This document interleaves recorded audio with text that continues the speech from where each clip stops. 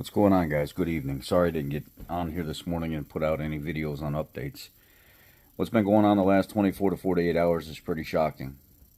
We had a sheriff from Ohio come forward. It's a video that's been around for a couple days now, saying that he was in a sheriff's meeting with FBI directors or FBI people, personnel there that were talking to them and training them. And the gist of it is the sheriff came back to his town and was briefing his people and stuff like that said, hey, look, they've admitted in this meeting that there are people here that are not supposed to be here. They have let people in this country that are not supposed to be here. They have let people from terrorist cells in through this border. They know and they have confirmed for a fact they are here. They don't know how many of them. They know they're here. It's not a matter of how many or who. It's more along the lines of when. When is this supposed to kick off? That's pretty scary when you have a sheriff telling you that we just got back from a sheriff's federal meeting with FBI people. And they basically said it's not a matter of who. It's a matter of when. Because they're here, we already know who. And we don't know how many there are. That's pretty damn scary.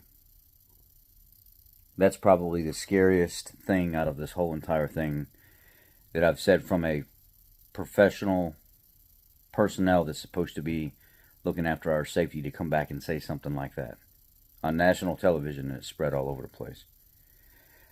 And then somebody shared a video with me from like that O'Keefe media investigating guy, and he went undercover, was acting like a drunk man outside of this hotel establishment where they had security protecting the grounds, and police would be protecting the grounds and stuff as well.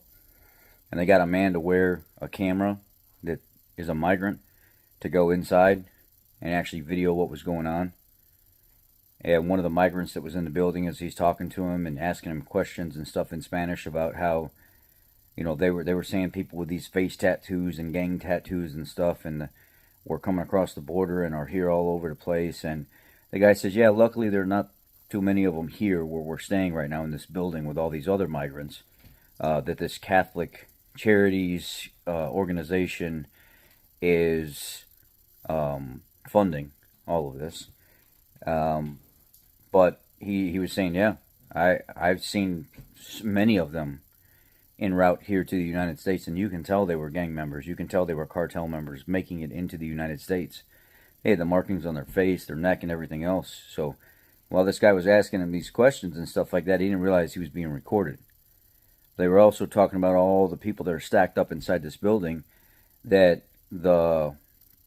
ICE is dropping off by busloads, and it's an in-processing center for these people. And then they take them and they ship them out anywhere in the United States that they want to go.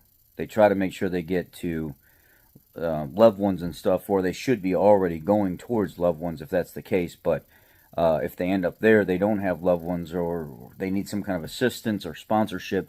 This Catholic Charities organization does that. But what else does that sound familiar? What else does that sound like? That sounds like the same story that just came out of the senator from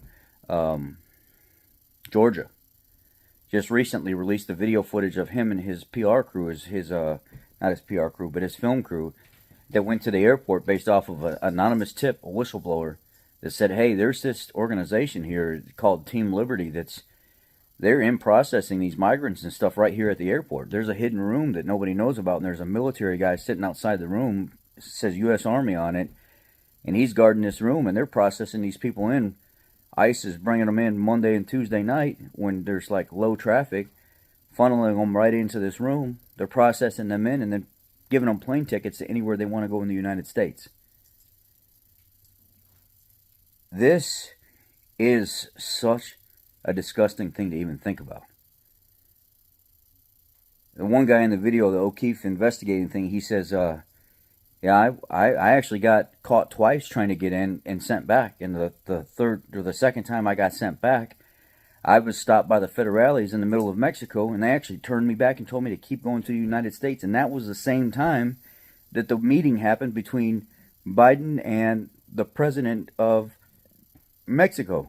Biden probably flew down there with a bunch of money, gave it to the guy and said, hey, stop trying to deport these people and stuff like that. Stop trying to restrict them from coming through, especially the Venezuelans. Let them through. Just let them through. Just let them go. We got to work out some kind of deal. Don't stop them from going through.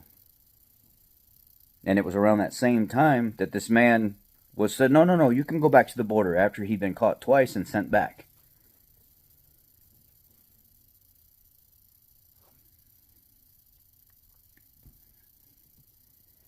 All these countries are in on this together. They're all in on it together. They don't care.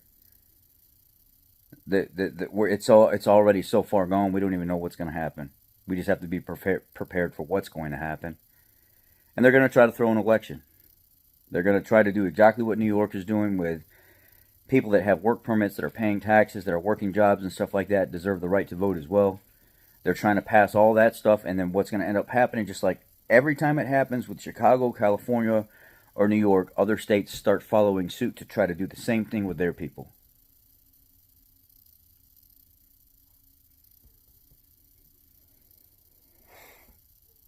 If that happens, I don't even know. I don't even know what to say. If you think about all this, this is all very well orchestrated. All of these Catholic organizations, the Catholic Church, the Catholic charities organizations that are being funded by the churches and stuff like that, and the government. What an amazing scheme. What an amazing, well-orchestrated setup. Who would have ever thought that the very people that are supposed to be looking after our people in need here in the United States would do such a thing to us, especially being funded by our government and our churches and our organizations? What do they say in the Bible about that? In the end times, everything is going to turn.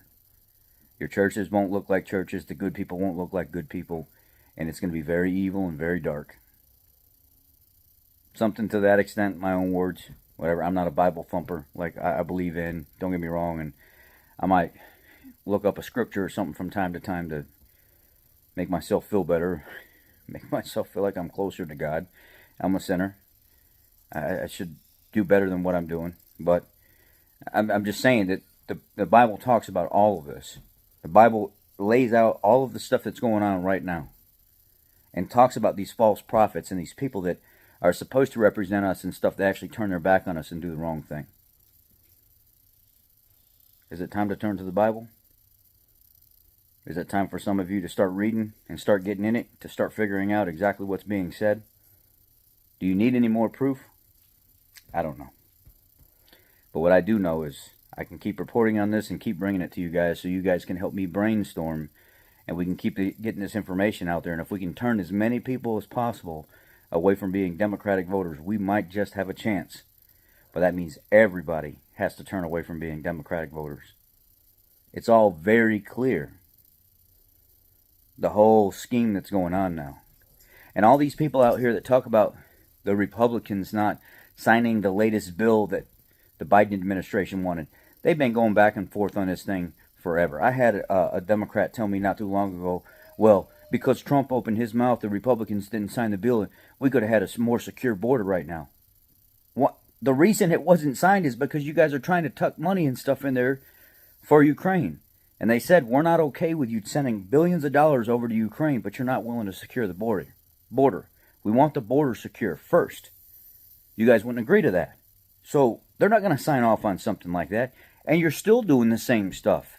There's still hidden money and stuff in there and outlining that they don't want to agree to. Now the Democrats have said they don't want to sign it because the Republicans have pushed something a certain way. So this whole scheme going back and forth about, oh, Republicans don't want to sign it, the Democrats don't want to sign it. Bullshit. Neither one of them want to sign it. Because one is not getting what one wants and the other one's not getting what the other one wants. So they're acting like a bunch of children. Instead of sitting down and saying, hey, we're not sending shit to Ukraine anymore because we're not obligated to do that. We need to take care of our own people, secure the damn border. All the people that were going to Texas, Eagle Pass area and stuff like that have already been notified that they're not going to get through in that area anymore. So what do? Push over into Arizona and California.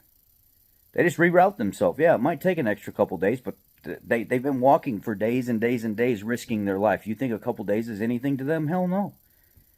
So that whole securing Eagle Pass, they just push over somewhere else. They've already had it in the news in California and Arizona, this huge increase in illegals coming through the border because of Eagle Pass closing down.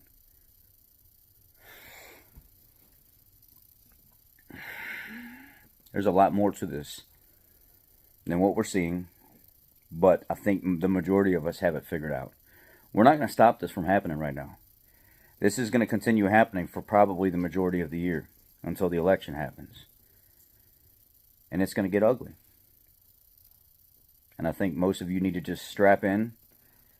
There's nothing that we're going to change with these people that we have in office now, unless there's some type of government overthrow. And that includes some kind of violence, which I don't condone that. But what I am saying is, there's certain things I can't say on here. But what I am saying, something has to be done. When that will be, I don't know. But when you start putting it all together, it just makes your stomach feel like it's all twisted up, like